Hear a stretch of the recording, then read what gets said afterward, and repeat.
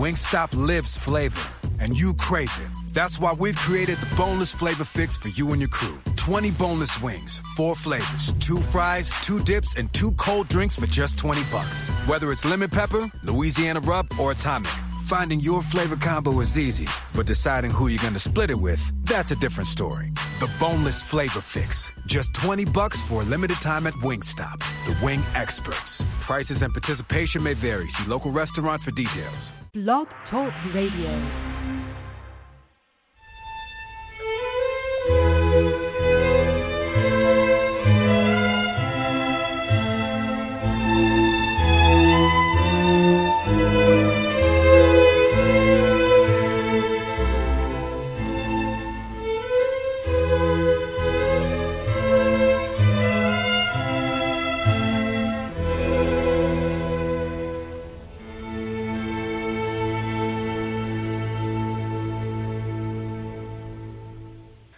On October 30th, 1990, a young woman by the name of Cynthia Lorraine Ricketts Richardson was executed and dismembered by her husband, Donald Glenn Richardson.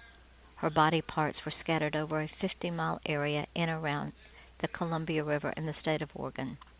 As if the abuse Cindy suffered at the hands of her husband wasn't enough, the state of Oregon delivered its own brand of injustice to not only Cindy and her family, but to a second family as well.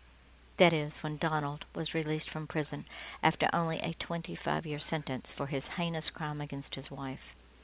When Donald was released due to a new law that had been passed by the state legislature, he committed a crime so horrible it should have earned him the death penalty. Sadly, he will be released from prison in 2023. The family has fought for years to keep him in prison even before he was released the first time. This is Cindy's story. This is finally the justice she nor her family ever received at the hands of the criminal justice system in Oregon, from the Attorney General down to the psychiatrist who stated that he was not a danger to others. While he was awaiting trial for Cindy's murder, his defense attorney stated in court that it was just a garden-variety murder. Now Cindy can rest and her family can find the peace that has eluded them for so many years. Justice for Cindy by Yvonne Mason, available today on Amazon and Barnes & Noble.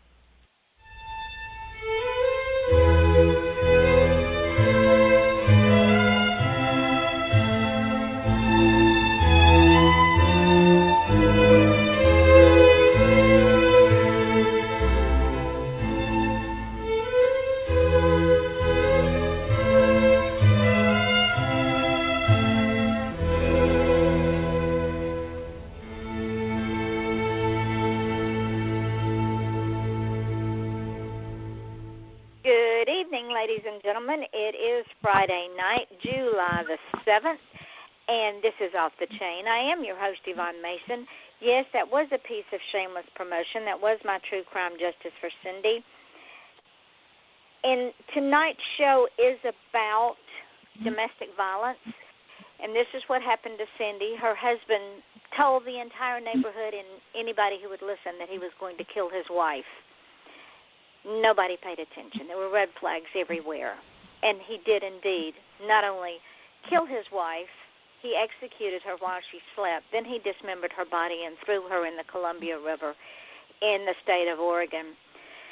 So tonight, my guest and I, freelance writer and author Mary Brotherton, and my childhood friend, who I absolutely adore, and retired cop from East Point, Georgia, or College Park, can't remember which, Ron Gregory, and myself are going to discuss domestic violence. And one could say that the three of us are experts. Mary and I both are survivors of domestic violence, me for 18 years.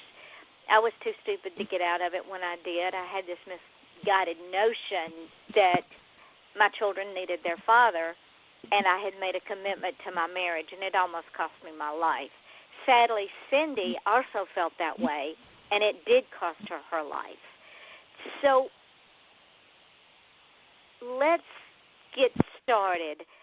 A little background on Mary. She's a writer, editor, photographer, and actress, and mentor, and she's a founder of My Own Writers Salon.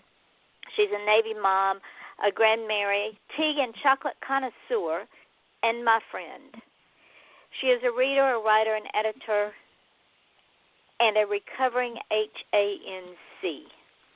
Pollyanna with a darkness, an introverted extrovert. She's a social butterfly emerging from the cocoon. And Ron is, I've known Ron since, God, I can't remember when.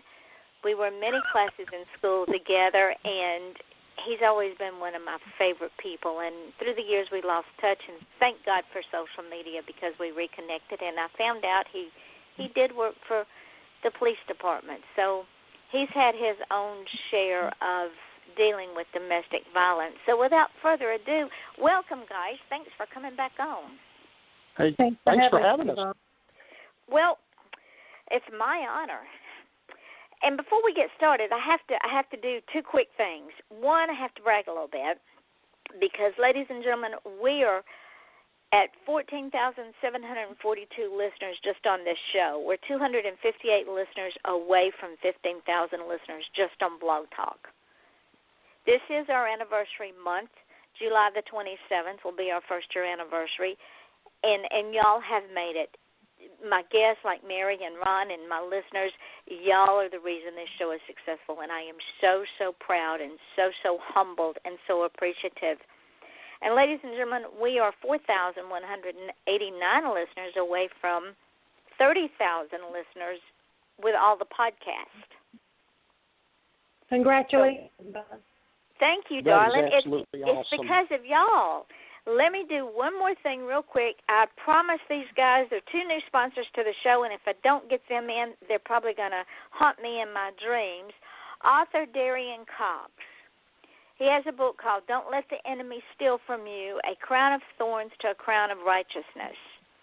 Don't let any man, anything, or any situation in your life ever steal the things that God has ordained for you to have. One of the great things of my generation that I see, one of the great things that breaks my heart, is I see a generation that has no idea of the destiny and the future and the hope that God has for our generation. I look at young people in hopelessness. There's so much. We have the cars, the entertainment, the lights. We have everything the world could offer a generation, and yet there's never been a generation more unhappy. So, ladies and gentlemen, get this book and read it. I think you will learn some things from Mr. Cox. And in some ways, he's right. We put stock in everything material and not things spiritual. And then we have this cute little book by Diane Moat, and every time I read her ad, I get tongue-tied. She has a little book, and it goes like this. Pepper Neely, Pet Sits Magical Animals.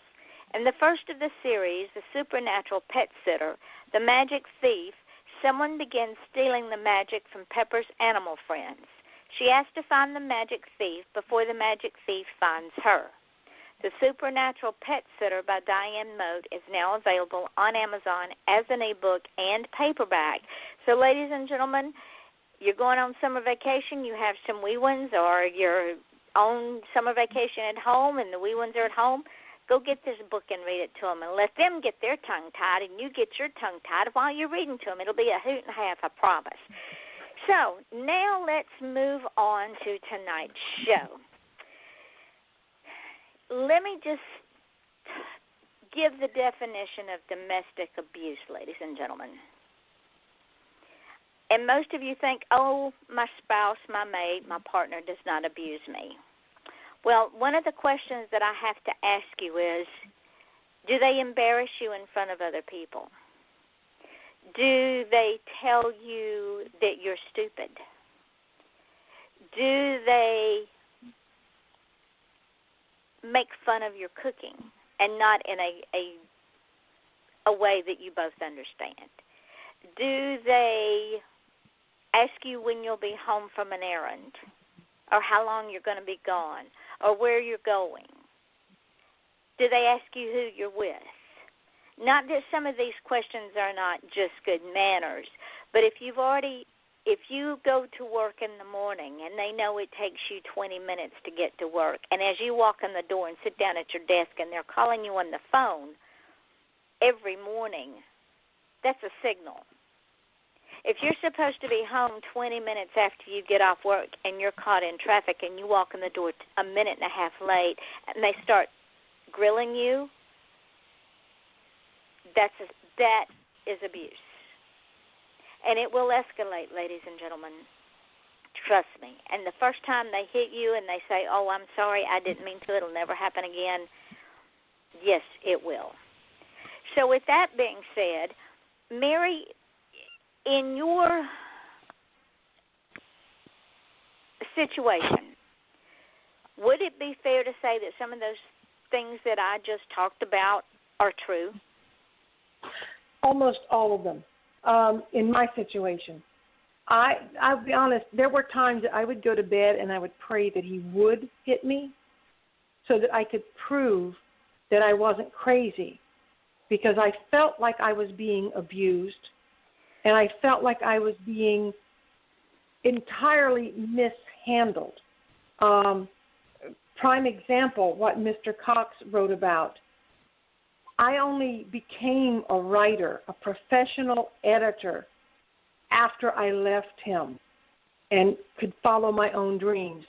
I allowed him to stop me from believing that I was capable of anything more than being whatever he wanted me to be. He chose my friends, would have chosen my family if he could have. He did his best to estrange me from my family. Didn't believe in my dreams, didn't support my goals and wishes,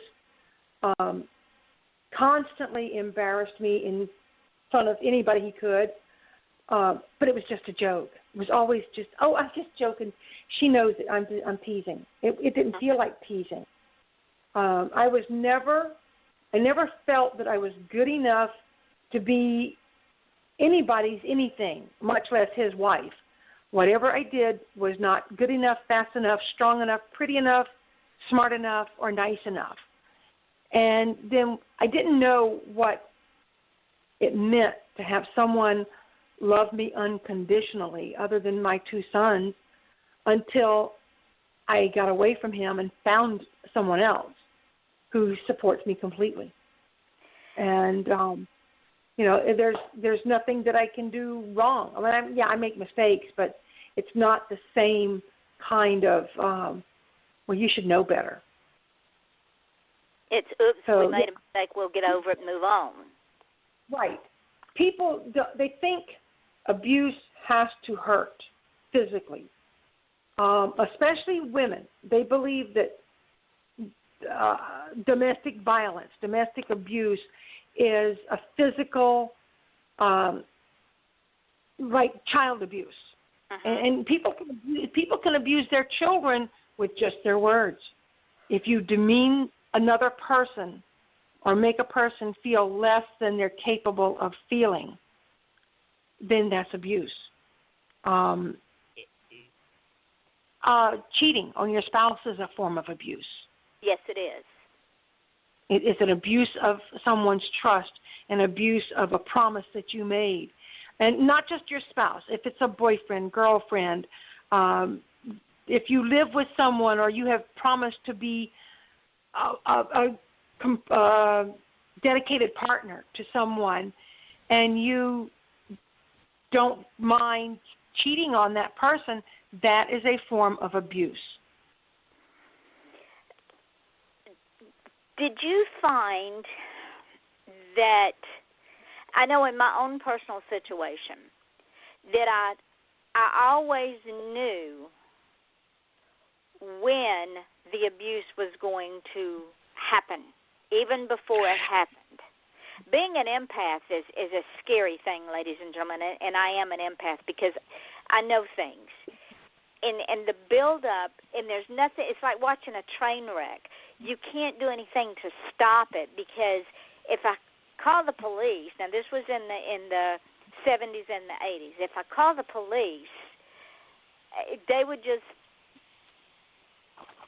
and Ron, I know you're a retired cop and you'll know where I'm coming from.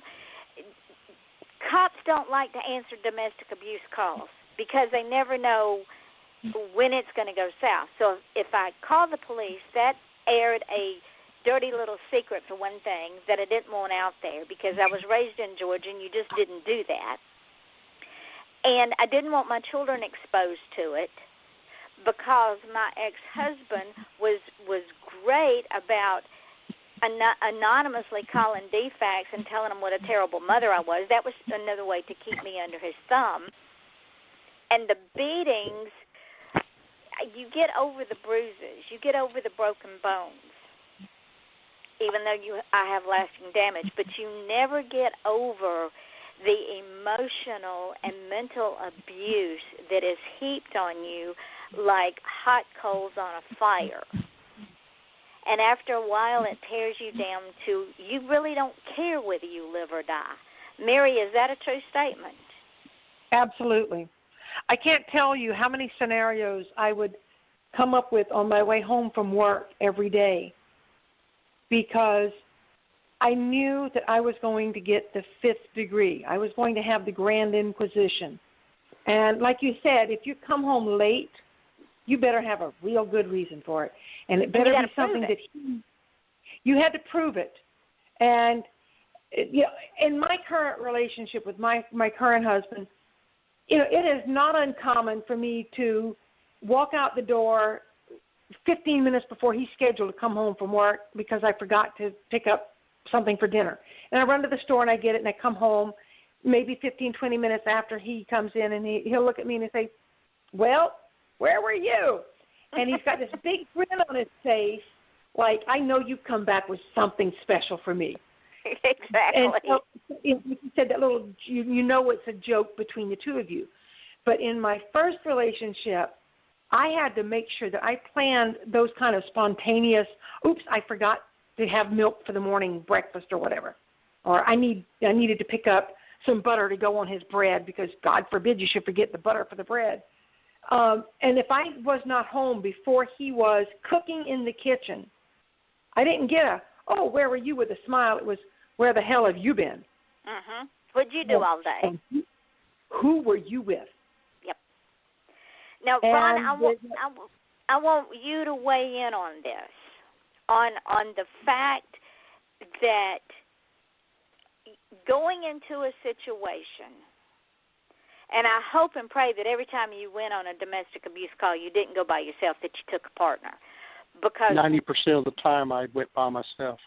Well, see, and sadly, that's when cops get killed, ladies and gentlemen, because the victim, 9 times out of 10, and Ron, correct me if I'm wrong, 9 times out of 10, the victim will turn on the cop even though the victim is the one that called the cop. Oh, my goodness, yes. So that is so true. So give me a typical call when you get that call and your stomach hits the ground and you're going, oh, shit, do I really want this call? Well, we had the ones that we got continually. We knew what the situation was in the home, and it was like it's Friday night, we're going to get that call. But there's the one that you get there and you walk in the door and the husband is on top of the wife, literally beating the living daylights out of her, and you're witnessing this taking place. You rush over by yourself, grab him up, pull him off of her, get him down on the floor trying to handcuff him, and next thing you know, she's on your back, beating you in the back of the head, hollering, let him go, let him go, let him go.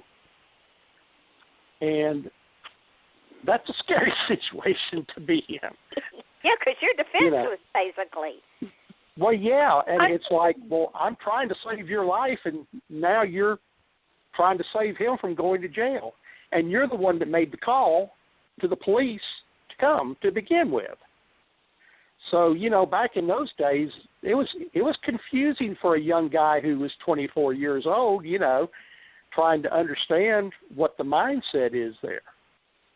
But as police, you wanted ideally 2 officers because the way you were taught in the academy was as you get there and you separate the 2 parties and you start questioning them, but you keep them within sight of each other. You don't want to go into the room with the wife away from the husband. That's something you don't do. Because that would create a whole different problem. Oh, yes, absolutely. And you would question them to see what's going on, and then you would switch off and you'd go do some questioning, and he would do the same thing, you know. But when you're in a small town, like when I was in Riverdale, for instance, back in the 70s, you know, you might be on that night by yourself, and that's it. And if you can't get to your radio to call for some backup from the county, you could be dead. And what makes it so, ladies and gentlemen, what makes it even worse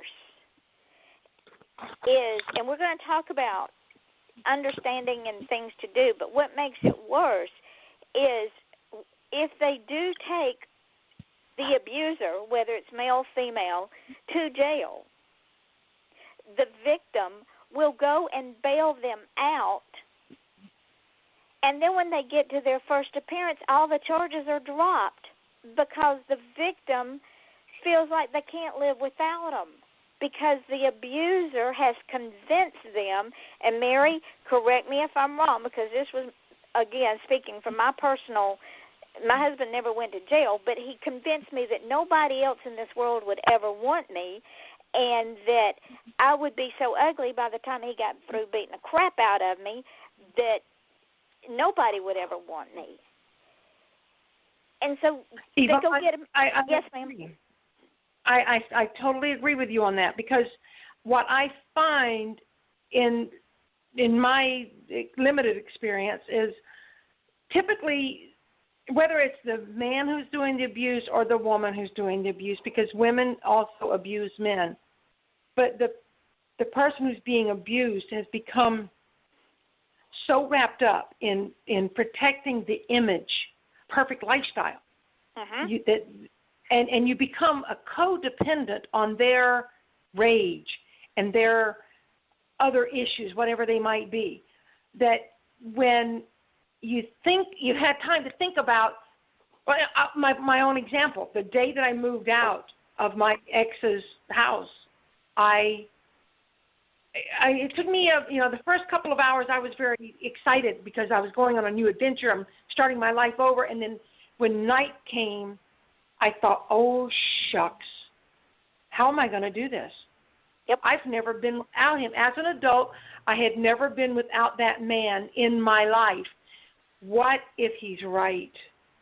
What if I am too stupid? What if I am too ugly?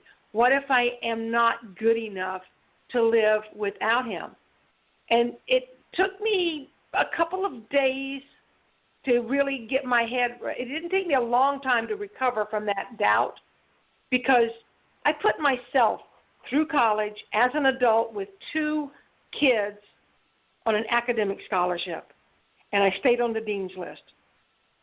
You don't do that if you're stupid. You don't do that if you're dumb. And I find that a lot of women in these situations are a lot smarter than we think we are. And we need to prove it to ourselves so that we can prove it to them. But by the time we get to that point of, I'd like to show you how smart I am, if we are really smart, we've moved on and they don't matter anymore. They hold no power. Ron, let me ask you this. When y'all were able to get an abuser in front of a judge, and correct me if I'm wrong, weren't the laws so lenient at that time, and in some places still are, that the judge slapped the person on the hand and sent them back home? Either that or the wife stood there crying and wringing her hands because she has all these little stair steps trailing behind her, and he's the only breadwinner. I never saw a conviction. What I did, and the most that I ever saw, Yvonne, was them to say, I'm going to dismiss the charges if both of you promise to go into couple therapy. Now, that's laughable. Well, it is, because they don't do that. No. And they walk right out of the courtroom, and that's it. And now the person who's been abused before knows that you know, why should I even have him locked up? They're not going to do anything to him. There's no sense me even calling unless I'm calling because I think I'm fixing to die, and that might keep me from dying. And that brings me to another point, and we were talking about this before the show.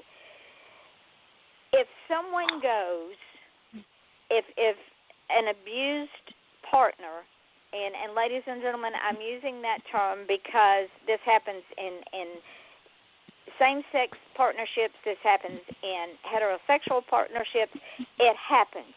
So let's say the abused partner says, okay, I'm going to go get a TRO, and that's a temporary restraining order, ladies and gentlemen. So they go file for this TRO. That's supposed to keep the abuser away from them. Well, Ron, in your experience, what happens? Well, what happens is they end up making contact with the one that's been abused, and they don't report it. And then once you've done that and you've allowed them to come back, and it's just like you file for divorce. You spend the night in bed, you know, that shoots down the restraining order. You know, at that point, I mean, they don't utilize it. And it doesn't keep the abuser away anyway. No, because if once the abuser is served with this restraining order, more times than not, it pisses them off, so they still come after their abused. Makes them even madder to where they don't even care at that point. I mean, you know, you're exactly right. How many bodies did y'all pick up because of domestic abuse? Well, I never had one that was deceased, but I have had them go to the hospital in pretty bad shape. But, you know, I can't begin to count how many required, you know, medical care, but a good number of them, and some of them were the same person over and over again. Now, if that were a child, and Mary, we all talked about this before the show, didn't we, Mary, that if that had been a child that had happened to, the schools, the ER doctors, social services would have gotten involved. And yes, people, you can say, well, this is an adult. Yes, it is. That being said, that adult is not in a cognizant frame of mind to be able to make rational decisions based on what's happening to them because of the abuse. Mary, would that be a fair statement? Absolutely. Because what happens when you're being abused in any way, whether it's physical, mental, emotional, or psychological, you're in self-defense mode. And all you can think of is, how do I make myself invisible? Yes. How do I go away? How do I make myself I either have to be perfect so that he has no fault with me, or I have to be invisible so he just can't see me. And when you're doing that, you are so wrapped up in a psychotic soup of craziness within your own brain, trying to make and then especially if you have children at home, the younger, the worse the case is, you wonder, wow, how do I make this work so that they become invisible too? And it's really hard to be the one who says, hey, I'm hurt here. This guy hurt me. Put him away. You're not thinking of putting him away. All you're thinking about is, how do I go away? Uh-huh. Tell you how many times I'd come home from work thinking, how fast do I have to drive my car to hit a tree so that I can be put in the hospital and my kids can be with me, but I don't have to see him anymore. Exactly. And ladies and gentlemen, you also have to understand that the abusers are narcissistic sociopaths. Nothing is ever their fault. And while they give lip service to remorse and apologies and I love you so much, it's all bullshit. They don't mean any of it. All it amounts to is they want to manipulate the abused because it gives them a sense of self-gratification, of power, and of being in control all the time.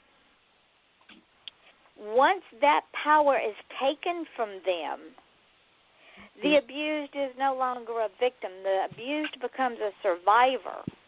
But the person that is abused has to get to the point that they are strong enough to walk out that door, and no matter how smooth talking, and Mary, I know you know what I'm talking about, and Ron does too, no matter how smoothly they talk to you, and no matter how many times they say, I'll go and get help, I promise I will go and get, if you'll just come back and give me one more chance, I'll go and get help, and I'll never do it again. When somebody tells you that, run like the hounds of hell are after you. Ron, would that be a true statement? Oh, absolutely, yeah.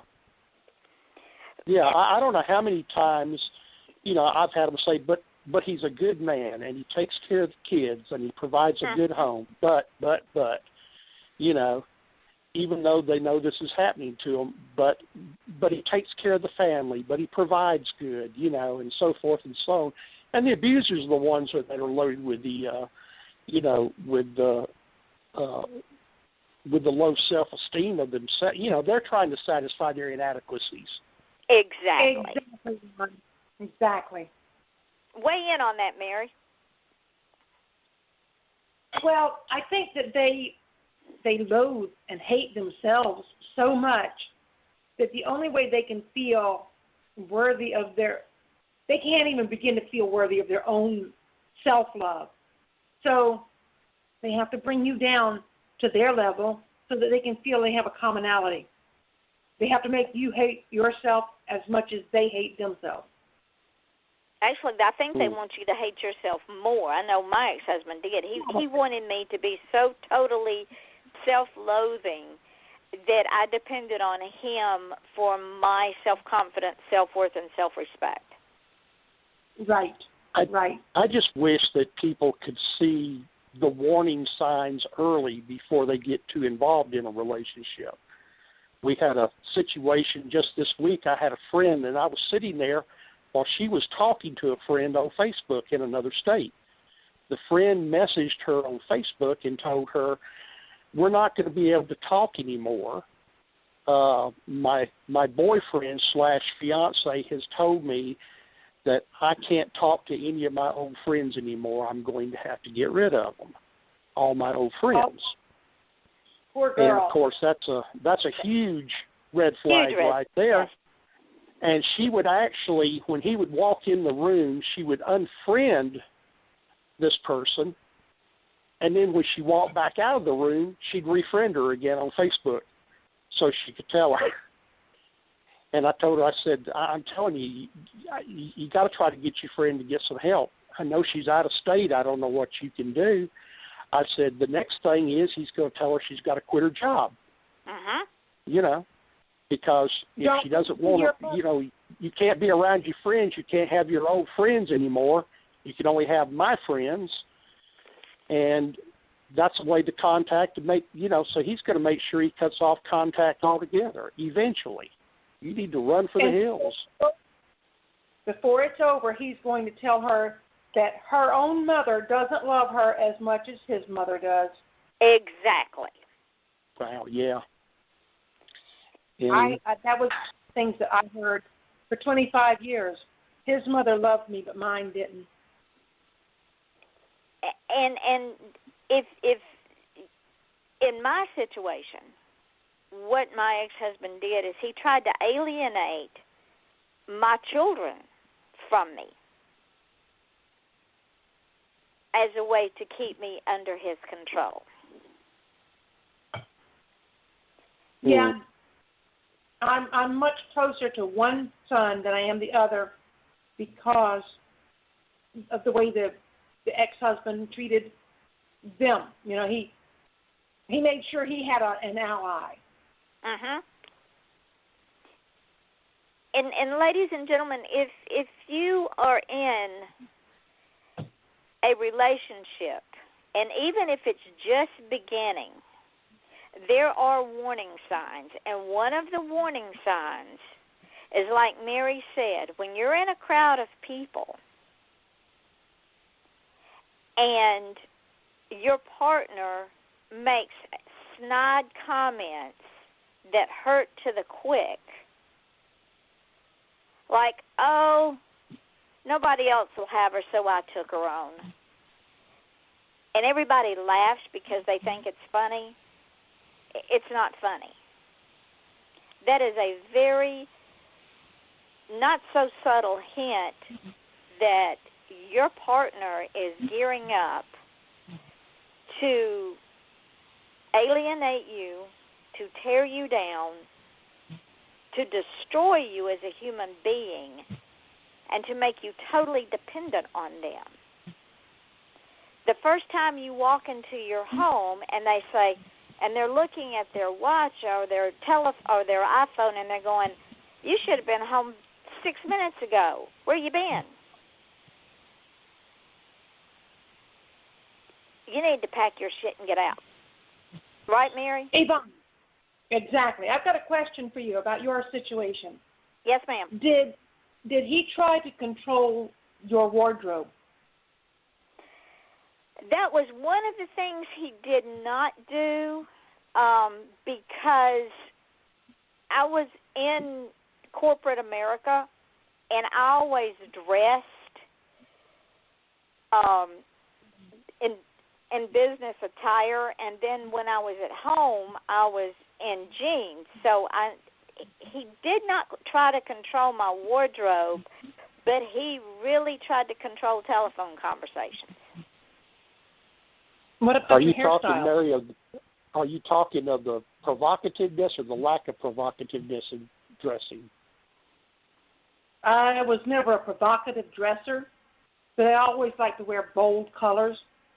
And he wanted me to be like the wallflower that hid into the background where nobody would see me. That's what I thought you were going to say. Uh-huh. He wanted me to look like an Amish woman, maybe. Yeah. He'd have been very happy as a Muslim because then I'd have had to wear a burqa. But he wanted to control the amount of makeup that I wore, how I wore my hair, what kinds of shoes and clothing I wore. And really and truly, a lot of our problems, when I started feeling like I was having a problem in the marriage, is when I started asserting myself by wearing the clothes that I wanted. There was no, it wasn't like I was trying to be provocative. I just wanted to be me. Right. And if that meant that I wore a blue and a blue shirt and a green pair of pants, that was okay with me, but he didn't think that was right. Everything should have been neutral colors of brown, or not even like a snappy navy or dark, like a black pinstripe. It couldn't be anything corporate. Oh, no. It had to be just very camouflage. You couldn't have any individualness. Yes. Yes. She had to become part of the furniture. Yep, yep. I was white background noise to him. He never tried to control what I wore, but if I ever got on the telephone with my family or friends, he would sit there and not that I cared that anybody listened to my conversation, but he would sit there and listen to everything I said, and then he would interject things. And after a while, it got irritating because I was having a conversation with someone else. If I wanted to have a conversation with him, I would have a conversation with him. Exactly. And he would tell me that he would make it so that nobody else would ever want me. Well, he almost succeeded because of him, I am now very cynical, an extremely closed person. And, of course, the trust issue, well, there is no trust. So, but I want to thank him for many things. And one of those is because he helped me to become cynical and helped me not to trust people and helped me to always look for the hidden part of people. I'm pretty damn good as a bounty hunter.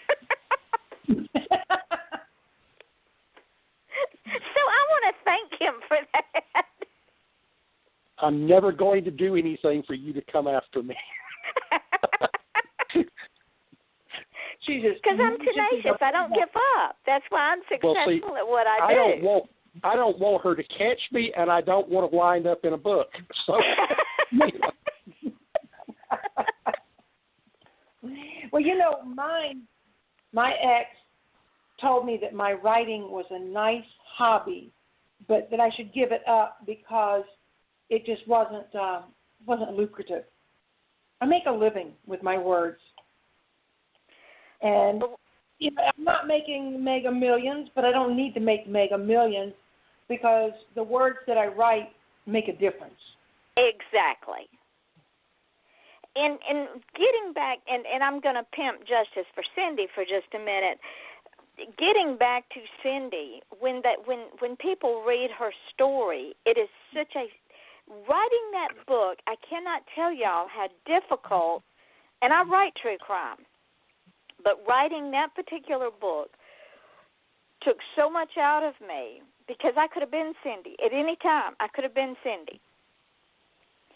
And looking at her story through an objective lens, because I am now away from it, I know who I am, I know where I'm going, I know how I'm going to get there, and I know I'm worthwhile.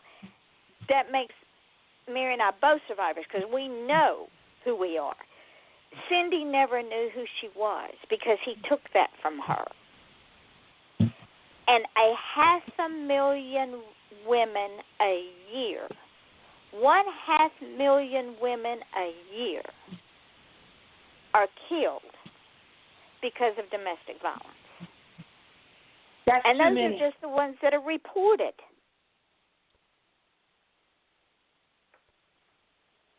That's 500,000 women. That is way too many. Yes. Now, is that in this nation or worldwide? It's in this nation, just in the United States alone. That's unacceptable. And there's probably a number that's not even reported as domestic abuse. Exactly. I mean, that's that's something that's reported to NCIC, this and that, crime reports, crime statistics. There's probably a large number that just, that don't get reported like that at all. We got a case right now. I'm sorry. Got a case right now down in South Florida, down on at the other end of us, where this man and his wife were on a catamaran, went to Cuba. He sent out a distress signal. They found him floating in a dinghy, and she's still not found. He said he went to sleep below deck, and he woke up and she wasn't on the boat anymore. Really? And the boat sank. Yeah, that's a bit of a coincidence. A little bit too convenient. And yep. he came and got his child from her family. Now he's in England where he thinks he can't be touched. Right. A little bit too convenient. That's one of those mystery statistics, Ron, that we were just talking about. Yeah. Well, do you remember Bob Matthews? Yes. From school? Yes. Well, Bob and I had lunch yesterday. He retired as a detective in East Point. He was uniforming as a detective, and we were talking about the show tonight and about all this stuff that went on, and we were talking about the crimes that went unreported. Also, too, the good old boy syndrome in these sleepy southern counties and towns where, the old boy is a good old boy, and, yeah, he beats his wife up occasionally and this and that and whatever, but you know what? We're not going to do anything about that. And people think that's 50s and 60s South and this and that. No, that's 2017 still. Still goes. That stuff still goes on. And 9 times out of 10, they say, well, he's a good old boy, and she probably deserved to be smacked around a time or two. She probably popped off at him. Exactly. Well, let's face it. In the 1800s and early 1900s, woman didn't say anything. You know. Exactly. I do genealogy stuff and used to look at the state prison in Milledgeville when a husband in the late 1800s got tired of his wife. Guess what he did with her? Put her down in Milledgeville. He had her committed. Now, put him in an institution. Because Mary, remember they said when women had a postpartum after childbirth that they were in a bad way, so they stuck them down there. When women would read a book, ladies and gentlemen, they would put them in Milledgeville. Yep. They were doing things that weren't normal. You know, must be something wrong with them. They went through menopause. You know, they were crazy. Well, I was pretty crazy when I went through menopause, but that's another whole story. Yeah, but you were not that kind of crazy. But well, I've been crazy. You've known me a long time, Ron. I've been crazy a long time. Well, yeah, but that was a common thing. And it was a you know, common you may thing. think 100 something years later it's changed, but it hasn't changed as much as it should have changed. And that brings me to the next point, and I'm going to start with Mary. And the next point is there is a lack of understanding of people, whether it's men or women, or children, ladies and gentlemen, who are victims of abuse.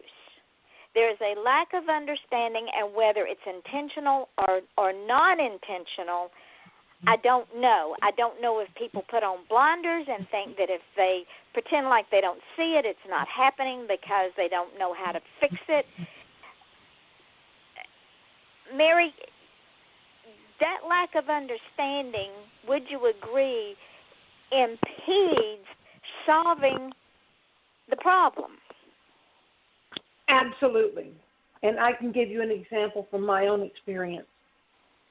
The day that I left my husband, my first husband, the first thing that I did is I went to my mother, and I sat down with her, and I told her that I had left him. And she said, you know, your dad never liked him. And that was pretty much the conversation went on beyond that, but that was my takeaway. And then I called my 7 brothers and sisters, and I told them each the same thing. You know, I've had enough of his abuse. I am gone, and I don't intend to go back.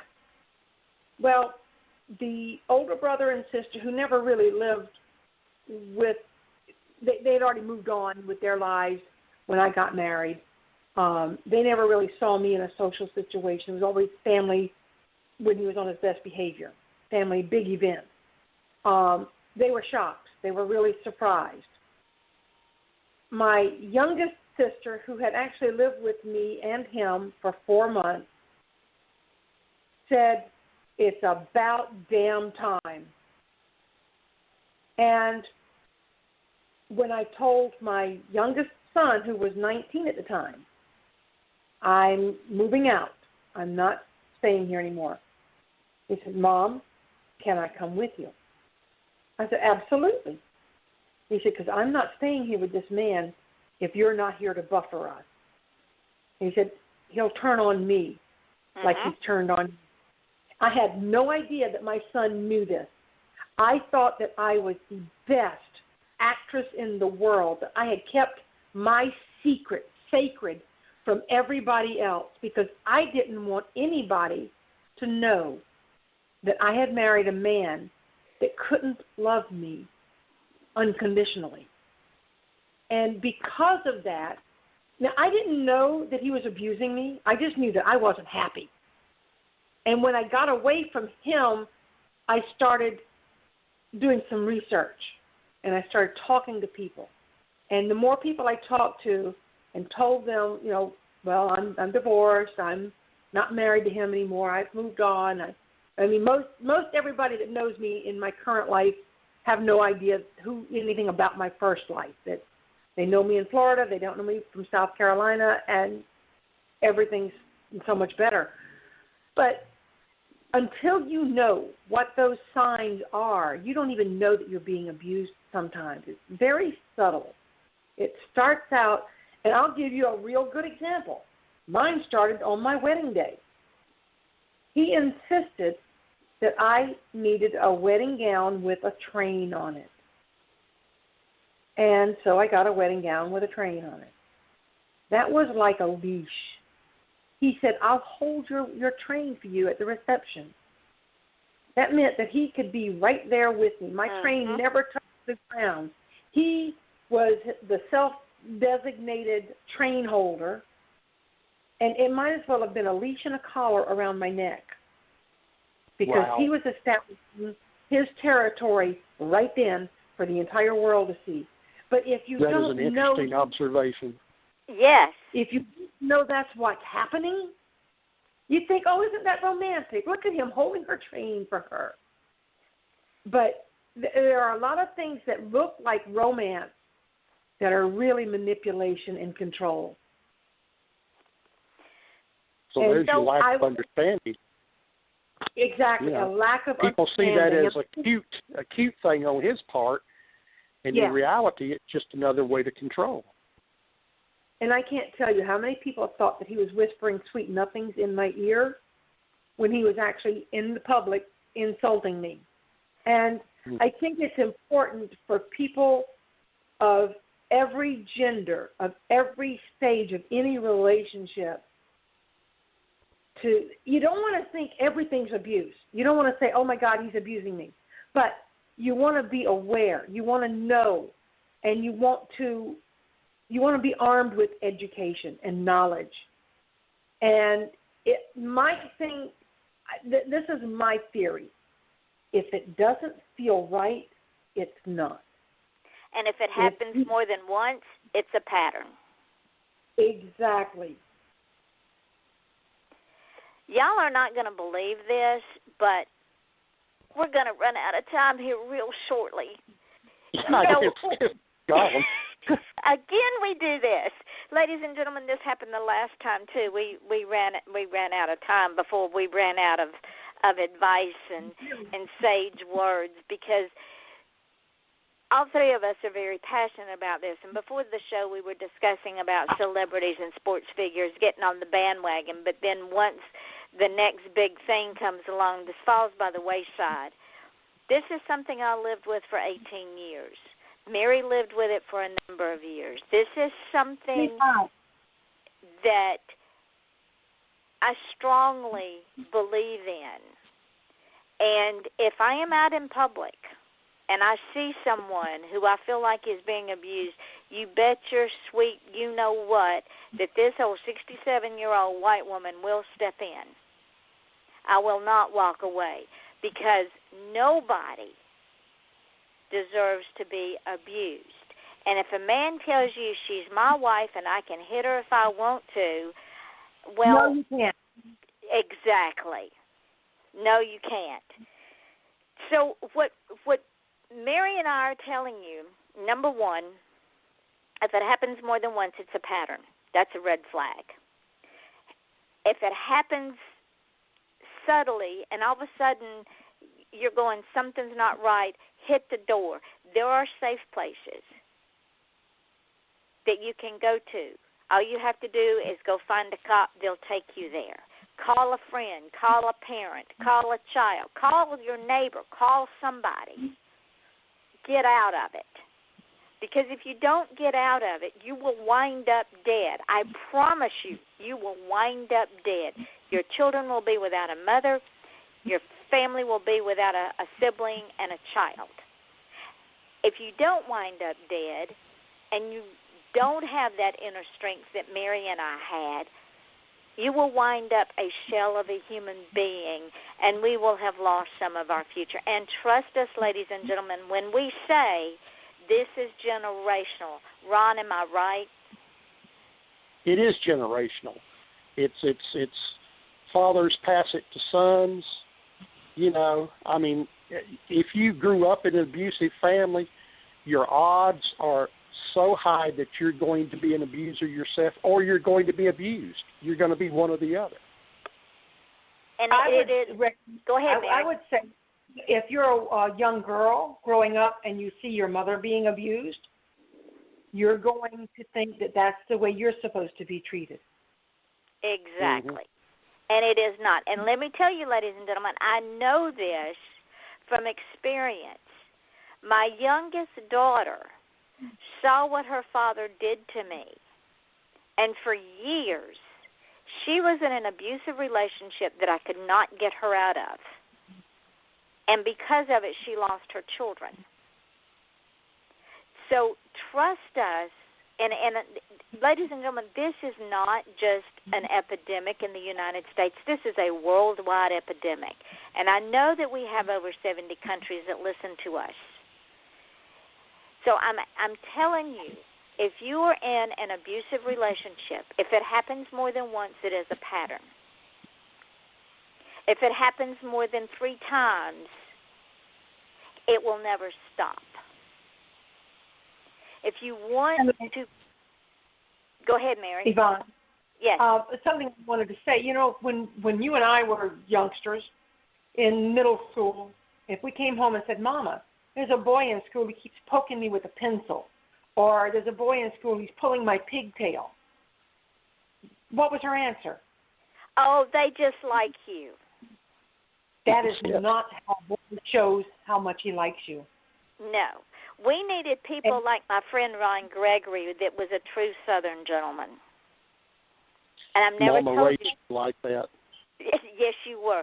Ladies and gentlemen, Ron never failed to open the door. Now, we were kids. We were 12, 13, 14, 15, 16, 17 years old.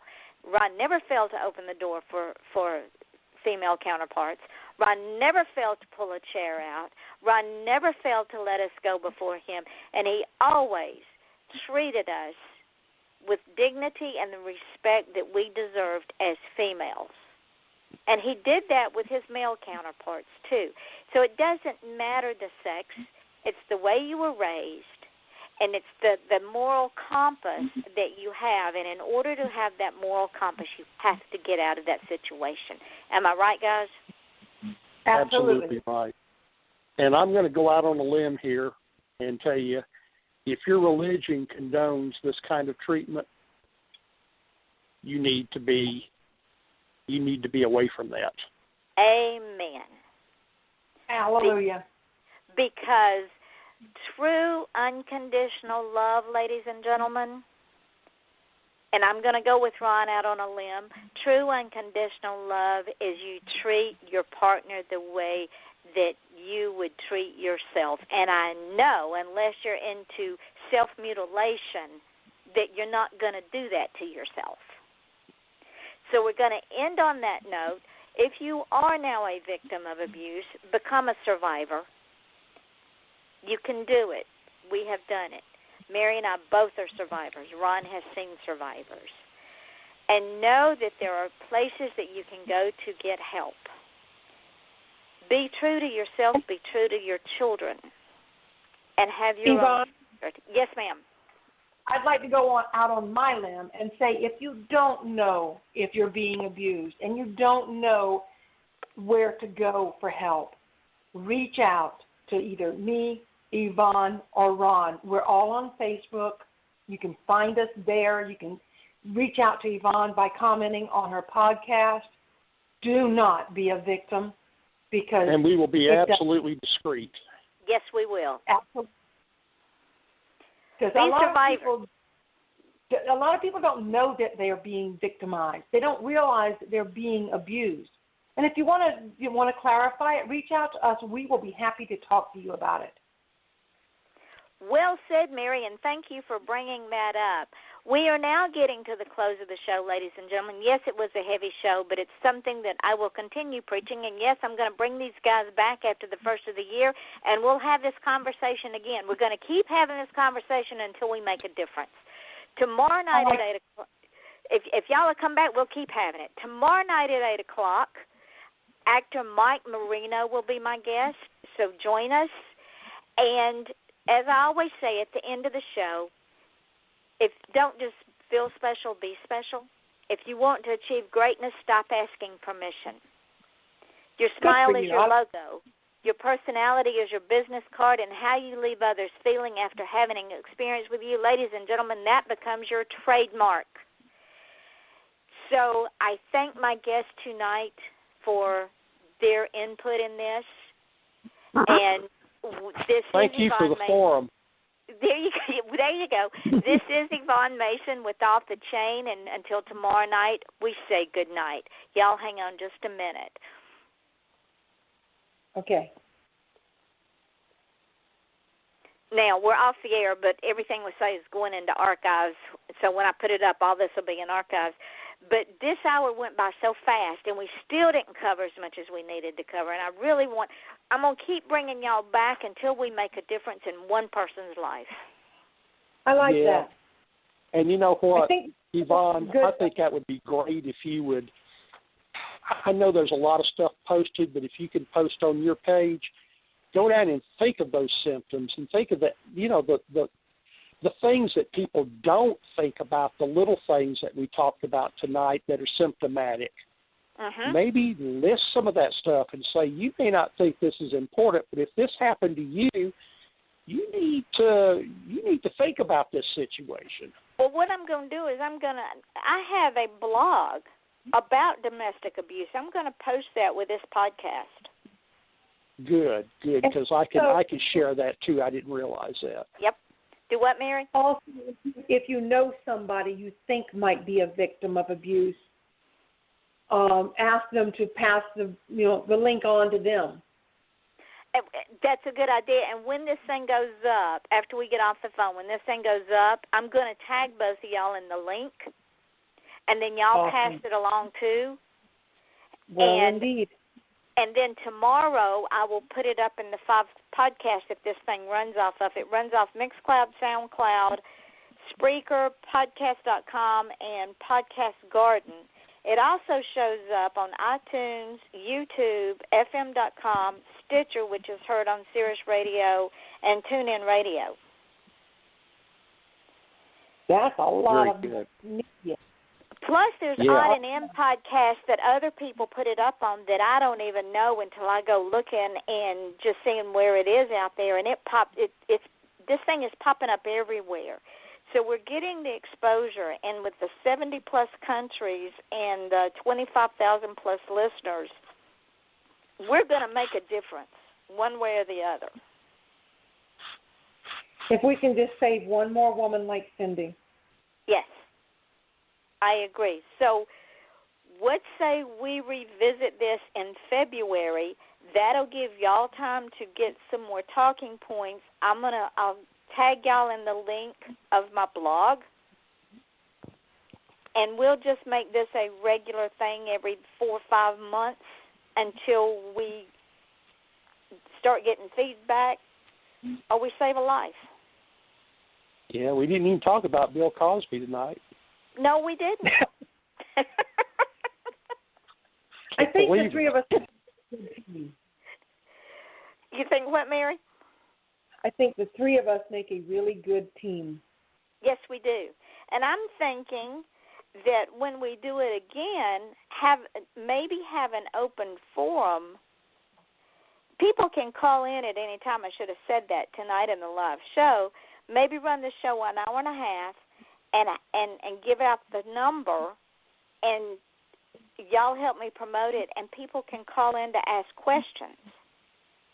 I think that's an excellent idea. That's a great idea. All right, that's what I'll do. We'll set this up for February. I'll send y'all the dates. We'll run it for an hour and a half. I'll send y'all the link for the blog. I haven't posted in a long time with everything else that's been going on. And then when this thing goes up in archives, I'll tag y'all in it, and then I'll tag y'all in the podcast, and y'all spread that around too. Perfect. Okay, gang. We're off and running. Thank y'all so much for. Well, do me a small favor when you get a moment. What's that, Ron? I'm gonna be in Florida next month. Yeah. I don't know how far down I'm gonna be at that point, but private message me your personal cell number. Okay. And if I get down that way, Donna and I may give you a call. I wish you would. That would be fun. I know we're going to be in St. Augustine during the hottest part of the year, but that's 3. When next month are you going to be in St. Augustine? Like the 11th, 13th, 14th. Because that's the weekend I'm going to be in St. Augustine. You're kidding me. No, we have a JCI Senate meeting that weekend. It's the 3rd weekend, right? Or is that the 2nd week? Well, that's her birthday's the 13th. So we were going to be down there for that. When I get off from here, I'll see exactly when it is. It's either the 3rd weekend of August, or it's that. I'm not sure, but I'll send you the dates. Okay. Well, that'd be great. Even if we could just see you for an hour, that'd be wonderful. It'd be fantastic. And Mary, we get Mary to run up there from Melbourne. Oh, Mary, I'd just love to meet you in person. That would be awesome. I'm not sure I'm going to make it because I know the 13th is my stepson's birthday. So I'm not sure what we're doing. He's turning 25 this year. Crazy. Well, I'm going to make it down your way one of these days. When you have one of your fundraisers down there, I'll make it down that way. All right, gang. What we're doing in August, but yeah, we'll definitely have to meet up, the 3 of us. Yes. And God, it won't last just an hour, Ron. You know that. An hour wouldn't work. An hour won't even work on the show. I'm just very grateful that we know each other. Yes. Me too. Go ahead, Mary. I said me too. I'm just very grateful that we've been introduced. See how things work out. Now it's going to get mushy, so don't. All right. On that note, I'm going to say good night, John Boy. Good night. Good night. Good night, Mary Ellen. And I'll get this up to you, and Ron, I'll send you the dates, and I'll send you my phone number. All right. Thank you, guys. Love you guys. Thanks so much. Love y'all, too. Bye-bye. All right. Have a good one. Bye-bye. All righty. Wingstop lives flavor, and you crave it. That's why we've created the boneless flavor fix for you and your crew. 20 boneless wings, 4 flavors, 2 fries, 2 dips, and 2 cold drinks for just $20. Whether it's lemon pepper, Louisiana rub, or atomic, finding your flavor combo is easy, but deciding who you're going to split it with, that's a different story. The boneless flavor fix, just $20 for a limited time at Wingstop. The wing experts. Prices and participation may vary. See local restaurant for details. Wingstop lives flavor, and you crave it. That's why we've created the boneless flavor fix for you and your crew. 20 boneless wings, 4 flavors, 2 fries, 2 dips, and 2 cold drinks for just $20. Whether it's lemon pepper, Louisiana rub, or atomic, finding your flavor combo is easy, but deciding who you're going to split it with, that's a different story. The boneless flavor fix, just $20 for a limited time at Wingstop. The wing experts. Prices and participation may vary. See local restaurant for details.